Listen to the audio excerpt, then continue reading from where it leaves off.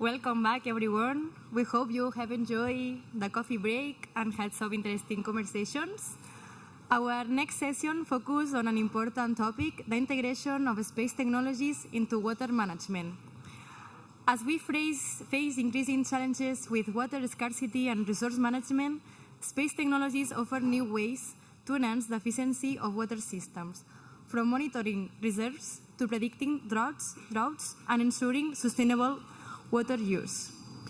We are fortunate to have representatives from Health Pools, Aigües de Manresa, IRTA, and the Catalan Water Partnership here today, who will share how space technologies are transforming water management practices. Leading this important conversation is Jordi Cros, the president of the Catalan Water Partnership. Jordi brings more than 35 years of experience in the design and development of communication and control systems, with over 25 years dedicated to water and environmental projects. He has been a key figure in coordinating various national and international programs related to water technology and innovation. If you open the Congress app in the pool section, you will see a question related to the discuss. Please take a moment to answer them, and we are very interested to knowing your opinion. We will see the results at the end. They are open questions, so there are not right or wrong questions. Please join me in welcoming Jordi Cros and our panelists to the stage.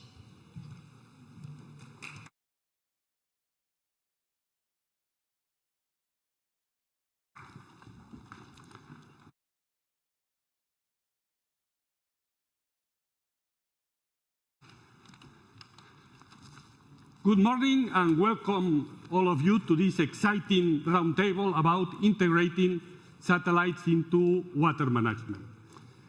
As you know, water is currently growing challenges because of climate crisis, that it's really a water crisis, because of contamination, and for these challenges, new technologies are a key opportunity.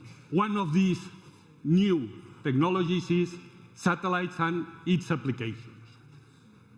Since 1957, when Sputnik 1 was launched, satellites have become part of our lives. Currently, applications as weather image, GPS, global communications are becoming essential for our lives. The idea of today is to see how satellites can manage these challenges in water, and for doing this, we have 4 participants, and let me please introduce them. I start with Joaquim, who is Channel 6 Executive at Planet, managing Planet's commercial collaborations and partners ecosystem in Southern Europe, with a background in political science and technical science. She is an industry advocate who understands the importance of space-borne health observation, data in bringing innovation, transparency, and sustainability to today's quick-evolving geopolitical and environmental change. She has expertise and a track record of collaboration with agriculture and forest technology solutions providers, leveraging the Planet Insights platform to bring sustainable changes. Welcome, G. Thank you very much. Joaquim Bellvert, who is the researcher at Efficient Use of Water in Agriculture Department at Research Institute of Agriculture and Technologies of Catalonia. He is an agriculture engineer with PhD in agronomy and remote sensing. He did his postdoc stay at the Center of Spatial Technologies and Remote Sensing at the Viticulture and Enology Department at the University of California. Currently, he is focused in the use of remote sensing to estimate crop evapotranspiration and water stress.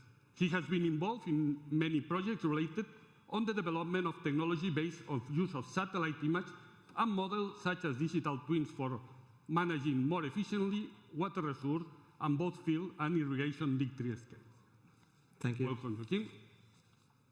Laura Moreno, the founder of and CEO of Health Pools, a company that uses satellites for health observation and artificial intelligence technology to help organizations to manage financial risks related to environmental factors. With a background in telecommunication engineering, she gained experience in the telecom industry before joining the European Space Agency, where she worked on Earth observation projects focused on environmental monitoring. This experience inspired her to launch Earthpulse, which provides innovation solutions that integrate satellite data and artificial intelligence. Welcome, Laura. Thank you. And finally, Antoni Ventura. Tony, he's the manager of Aigües de Manresa. He has a degree in economic law and contemporary history and postgraduate courses in industrial foresight and strategy and private infrastructures management, among others.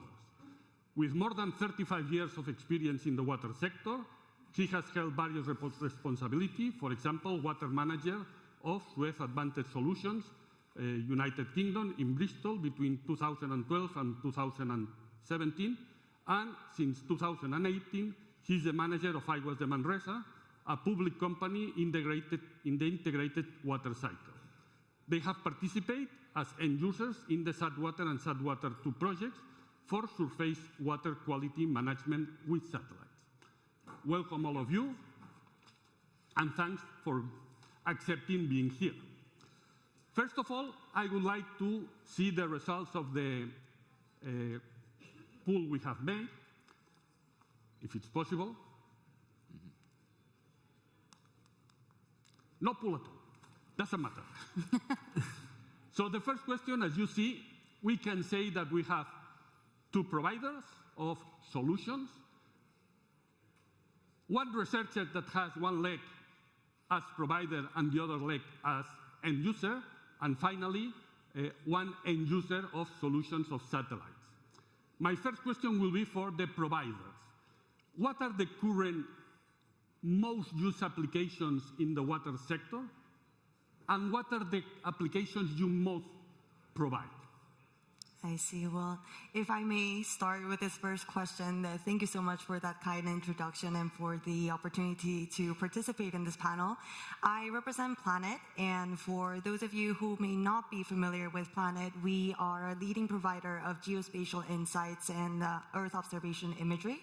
We're based in San Francisco with offices all around the world, and specifically when it comes to water management and water monitoring, we provide key data sets. So specifically, I would highlight our PlanetScope data set that basically offers medium resolution coverage globally on a near daily cadence, which is key in us fulfilling our mission of imaging the world every day to make global change visible, actionable, and actually to bring forth positive change in these very challenging times.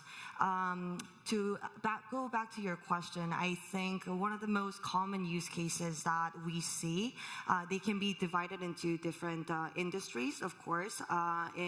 Specifically in defense and intelligence, we see our customers such as the US Navy leveraging our PlanetScope data to bring a maritime surveillance service under the Sea Vision platform. In the private sector, we see oil companies, for instance, leveraging PlanetScope data to monitor oil spills in open sea. And more in the sustainability and, of course, I would even dare say more traditional uses of our PlanetScope data would be, of course, in water quality monitoring as well as new innovative cases. And one use case that I would be happy to mention that comes from the European Space Agency's business incubation centers. It's a company based in the UK called Plastic Eye that leveraged PlanetScope data to monitor plastic debris, marine debris in open sea. So this is one of the things that I love the most about working at Planet, and it's that we may have one topic or one asset or one precious resource such as water, and we see innovation coming from both the public and private sector in terms of better managing and better maintaining and protecting this precious resource that we have.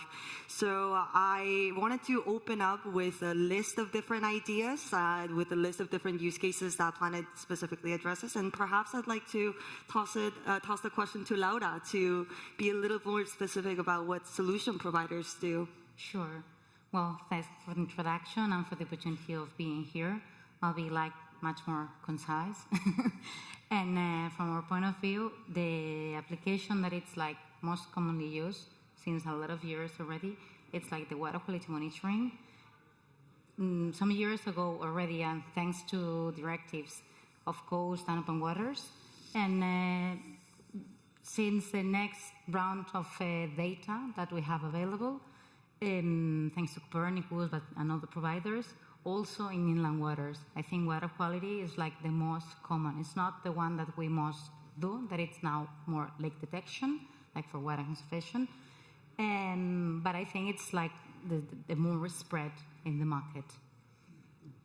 Irrigation, it's also an application like a smart irrigation that in some specific cases it's really commonly used. Not always, and still has to penetrate a lot. But from a point of view, the fact of the existing laws and directives for water make that water quality it's commonly monitored with that type of technology. Joaquim, you agree with them? Well, yeah. I'm going to speak about the agricultural sector, and we have to be aware that the agricultural sector is very important to do an efficient irrigation management because it's using around 70% of the water worldwide. So, and for sure, the remote sensing technologies can help to this, to do an efficient irrigation management at different levels, at plot scale for precision irrigation, but also more at regional scale, irrigation district management, and also at a level of the watershed. However, from our point of view, the reality is that not many users, not many farmers are using these kind of technologies, and we have to be aware about this, and also to ask ourselves why. I think that in the table before, there was some comments about this. From our opinion, still there is a big gap between the data that the satellite technologies are providing and the decisions that the farmers, irrigation district managers have to deal with this. How to convert reflectance value with hours of irrigation, for instance. We need a lot of models here. We need expertise about modeling people. And we also need some agri-tech companies maybe capable to interpret this imagery and to convert this into irrigation decisions. So have to say that in reality there are not many operational tools that the farmers are using, but if I have to say one or two, maybe with the ones that are closer is the ones irrigation decision support systems that are focused on annual crops. Annual crops, I'm speaking about maize, wheat. It's less complex to apply these kind of technologies in homogeneous crops than not in fruit trees. In fruit trees with different planting distances, if there is cover crop, training systems, this is difficult. And we are very, very far still of this. But it's true that we are advancing. We have already some years that there was some new satellites, the Copernicus constellation, among other ones, and this improved a lot during the last years, and I think that we are closing the gap, and maybe in 2-3 years, with the launch of new thermal satellite missions, we will be closer to fill this gap. So, talking to the user, do you think then that the main barrier users have is not legal or economical, is more that really there's no application ready for them? In your case, what has been the barriers you have found? Good morning. Thank you very much for your kind invitation. I'm coming from, I was in Manresa. I'm happy to share our experience as user. We don't know anything about satellites, but yes, we are happy users of this technology. As you said before, the most common use of satellite technologies related to water management is in terms of quality, water quality. So we participated in a project, and maybe we'll talk about it afterwards. But we have still some challenges, and I think that we are not using satellite technologies to prevent or to identify, for example, water leaks, which is a question that we are very interested in start doing, and we invite, if there is any service provider some expert to help us with this issue, where we are very happy. What kind of barriers? Well, of course, we can use satellite images when it's not cloudy, it's not foggy. Sometimes we cannot have these images because it's cloudy, for example. So we need to integrate these images with a model. So what we did in our case, for example, is to relate water sampling at the same time as we had the images, and comparing and having an evolution of these comparisons, so we can predict, for example, contamination, pollution episodes without the images at that time. So this is the challenge, to link the water images with some models. As in previous table, they have said, satellite is not the solution, it's part of the solution. Part of Of course. Exactly. Laura? Yeah, I wanted to add that in our experience as well, I mean, it has been always like that.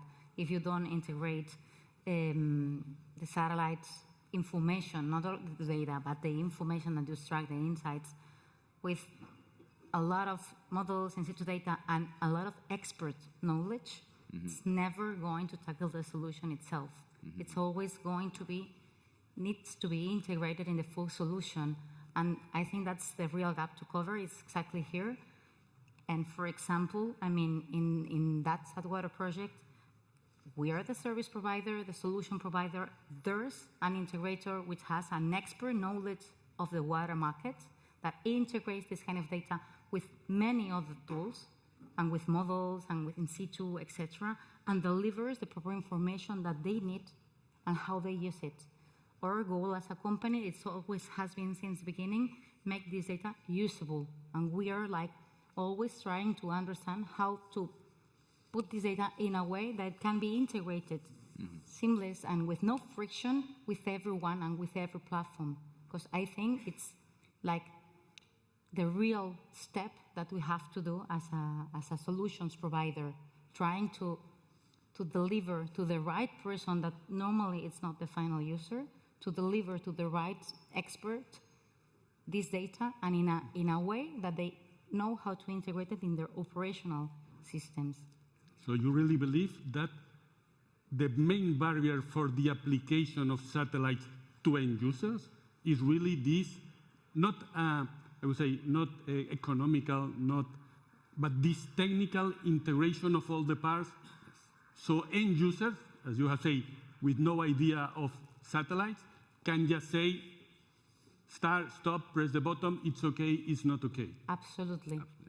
And if I may complement that from a data provider perspective, to also, I resonate so much with something that you said, Joaquim, that, you know, in agriculture, for instance, what Planet really sees on a day-to-day basis is that farmers are not interested. They're not going to be evaluating PlanetScope data versus another imagery provider's data. They are not only not interested in that type of analysis and that type of understanding. Even if they were interested, they wouldn't really know what to do with the pixels themselves, with the metadata itself. I think also, especially in our case, we capture so much data. The archive is bigger and bigger every day. So what are individual farmers going to do with that amount of data if they don't have a platform or a solution that translates, that has the ability to take those pixels, to take that metadata, translate them into actionable insights that is what the individual farmer actually needs. And this is where, as a data provider, Planet leverages our partner network. So we are one of the ways that we want to help users in water management, help users in agriculture, is that we rely on partners who truly have the expertise, the knowledge, and speak the language of the end users themselves. Because it's not, we have to be humble, I think, as a data provider. I think obviously, I love being in the industry. I love working for a company with a mission like Planet, and I could spend an entire day talking about this, but end users want help. direct help that's going to make an impact in their day-to-day. So I think this is where we have to take a step back, prioritize our partner understanding and the partner capabilities of our network, make sure that the partners are equipped with all the resources and all the know-how of how to use our data, and then let the partner do what it does best, which is to serve the customers, to serve the users themselves. Who, yeah, it will be a huge plus that they are working with Planet data, but that can't possibly be the entire or the main ingredient of their day-to-day. As in the previous table, they have said, put the end users on the front line. Yeah. Both of you have talked about the Saltwater project. Mm-hmm. Can you explain a little more what it's about? So yes, in Manresa we have a reservoir, which is our pre-treatment water reservoir. It's about 200,000 cubic meters and give us a water storage of 6 days for the city of Manresa. Due to climate change, we have issues with algae blooms, and we realized that also we can identify problems in turbidity, organic matter. So what we did in this project in Saltwater, so we can get the images from Sentinel-2, from the Copernicus program, and at the same time we make water samples, and we try to link the image with the quality of water at that time.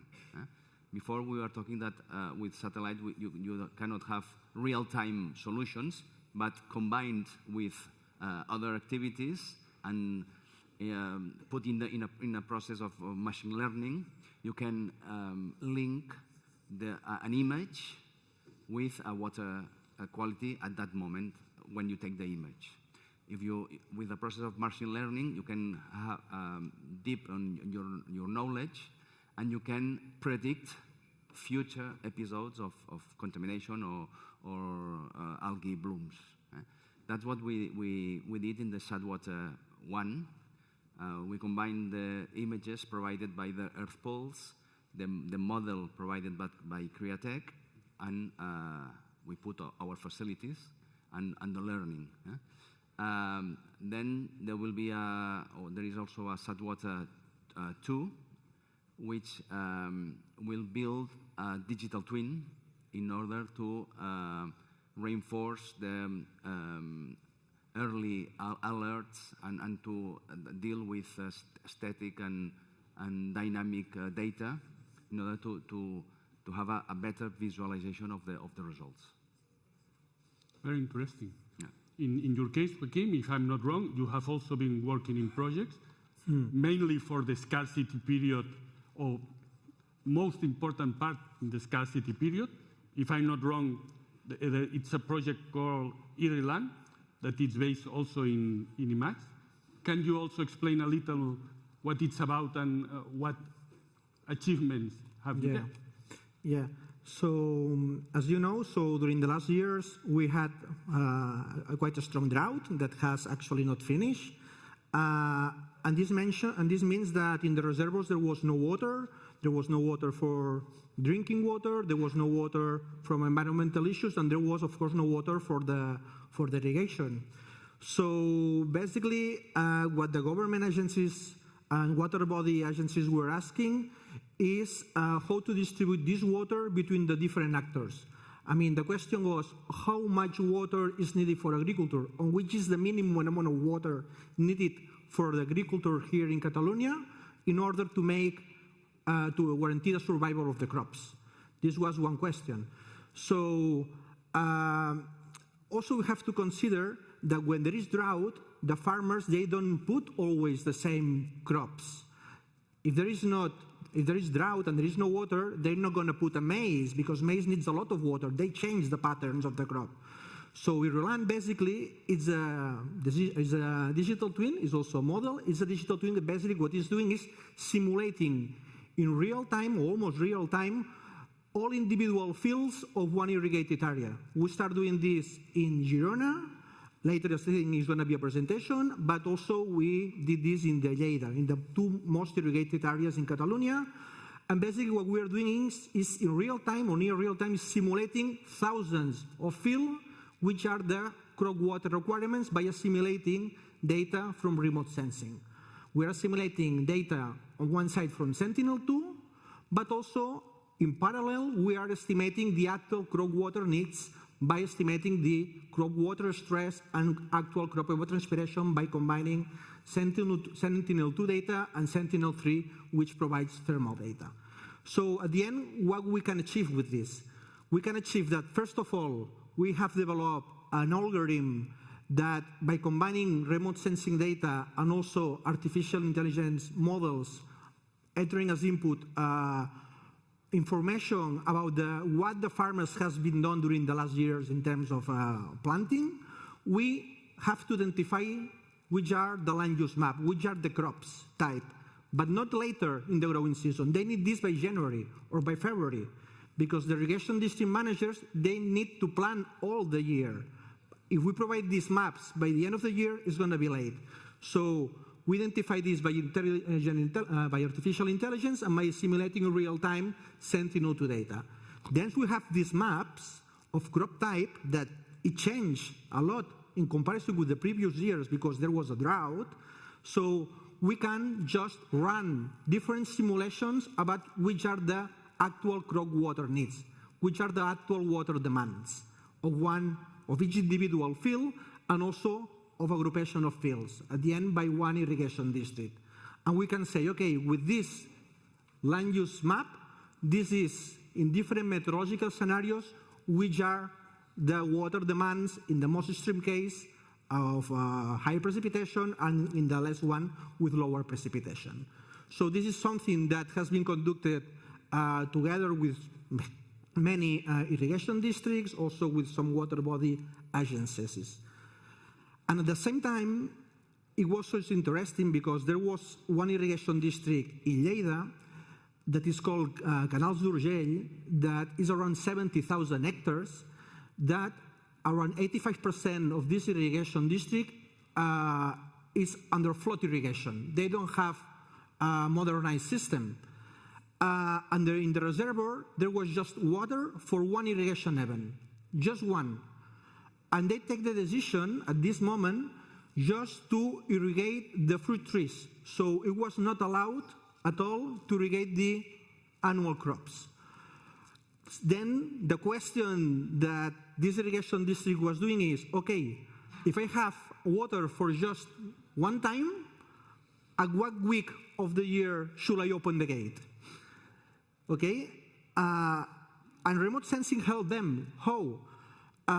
With remote sensing, using the remote sensing data in some models, energy balance models, we can estimate the crop water stress, how much stress are the crops. And basically this is something that we have been doing for many years in collaboration with the ISA, and we have implemented this here in Catalonia and in this irrigation district. Every day we were monitoring all the fields that they were allowed to irrigate, and we were delivering this data to the irrigation districts. And at the moment that they saw that the crops start to be stressed, they may take the decision to open the gate. What happened at the end? This didn't solve the problem. The problem was solved because it rained. It rained the first week of June. I think satellites are not able now still to make rain, perhaps in the future. Hopefully. But I understand that this project was made of collaborations on different actors. So you think that, or how can we make that this collaboration between administrations, companies, politicians can improve the use of satellites and the applications, knowing that we have a problem to arrive the final user, starting with you.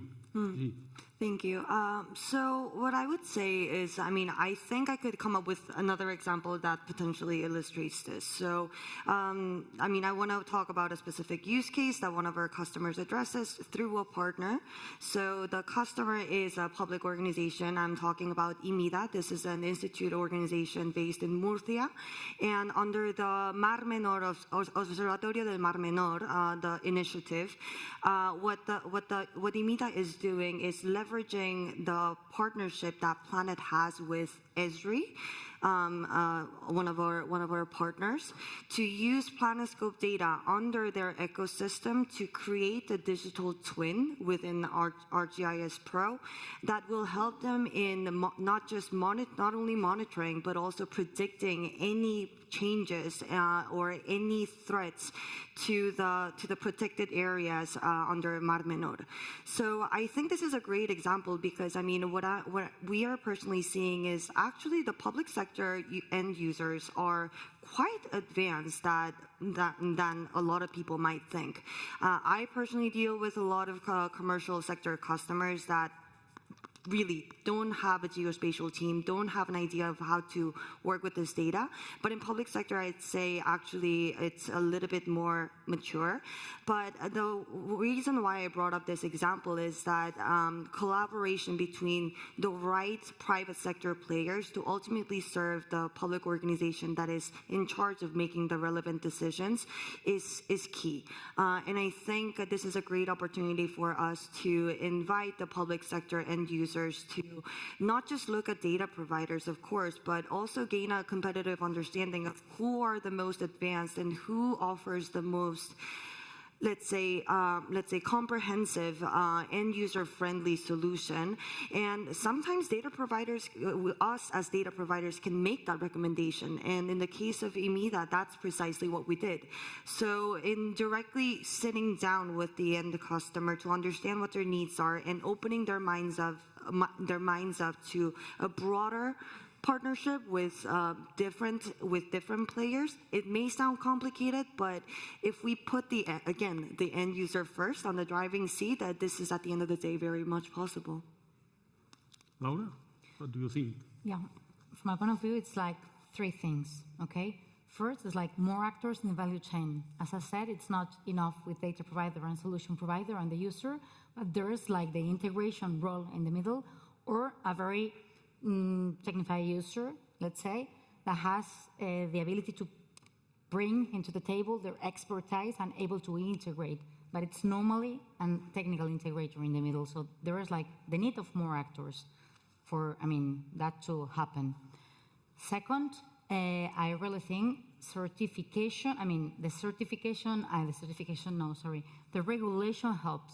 Okay, when there is a regulation like the EUDR in forestry now for regulating like the raw material source, that it's not doing any harm to the environment like deforestation, when there is a regulation that enterprises or users have to go through, that helps a little bit to really start using this type of data and exploring it, okay? That helps.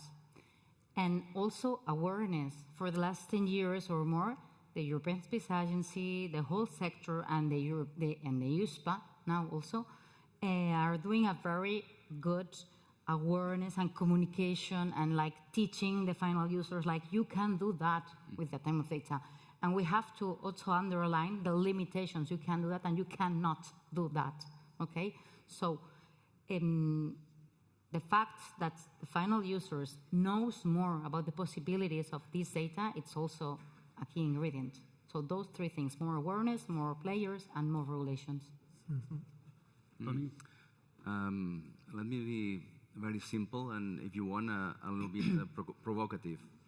I don't care about satellite analysis. Claro. Because I rely on images provider, I rely on an integrator, and what is important for me is that I can solve a real problem, an operational problem, which is increasing with the climate change. So when I have algae blooms, they can collapse our filters in our water treatment plant. If I cannot predict when this will happen, have a problem. I'm talking about algae blooms, I'm talking about turbidity, etc. So I'm happy to say that this is a problem that I had in the past, and now it's being solved. For me, we started as an innovation project, but I think that nowadays will be a commodity for me. And this is what is important for me as an end user. I think we have time for one last question. Looking at the future, 10 years ahead, what do you think, or how do you see satellites applications are going to evolve? Now we know that you say probably one of the most applications is control of water quality. You talk about leakage, but thinking about the water sector as users, administrations, and operators, in 10 years now, how do you see that satellites will be used for end users? Of course.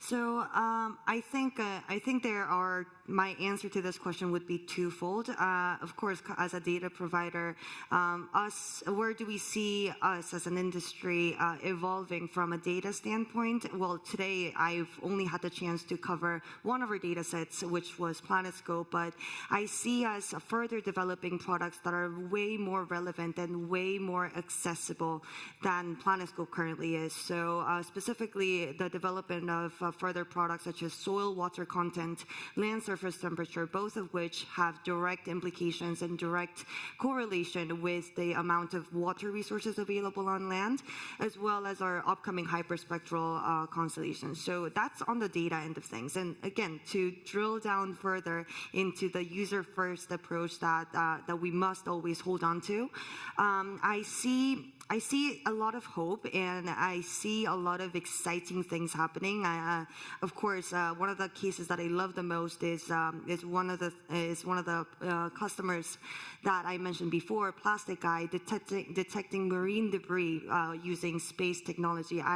We honestly didn't think that this was possible only a couple of years ago because we lacked that open sea coverage, but that has changed within the span of the last 2 to 3 years. So what can we expect in 10 years from now, right? So I do see also a lot of innovation happening specifically towards agriculture, and specifically within the Southern European context in Spain. It goes without saying that there are severe challenges ahead.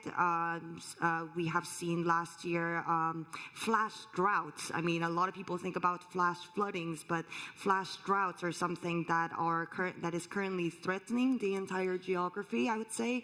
So I see a lot of our own agtech partners developing solutions based on our soil water content data to solve this problem, but of course it's in the works, and I'm excited to see what the future holds.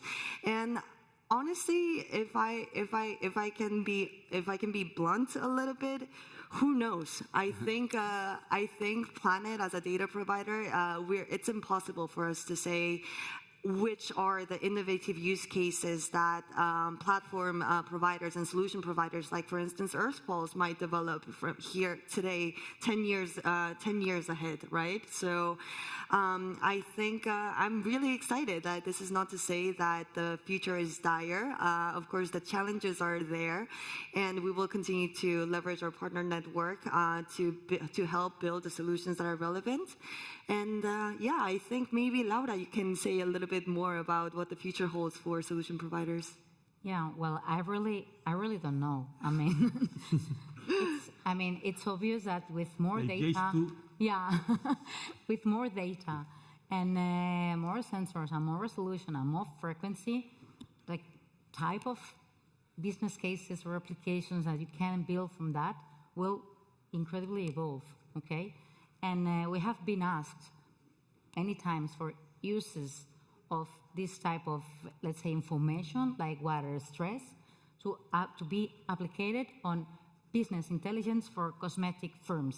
So it's really, really opening to many sectors. Not only, I mean, you are not only going to use the droughts and the floodings for the water management itself, but of course affects like every sector, every supply chain, and every business intelligence as well, like for the interruptions on the supply chain and the disruption. And it's really, I really cannot imagine, and I think it's the beauty and the thing, the kind of applications that with this kind of data, you can reach and build on the top of it. It's really, I mean, the ones that we have will be like more precise, with more data, more resolution, more computational power, etc. But I really am unable to imagine like where it stops.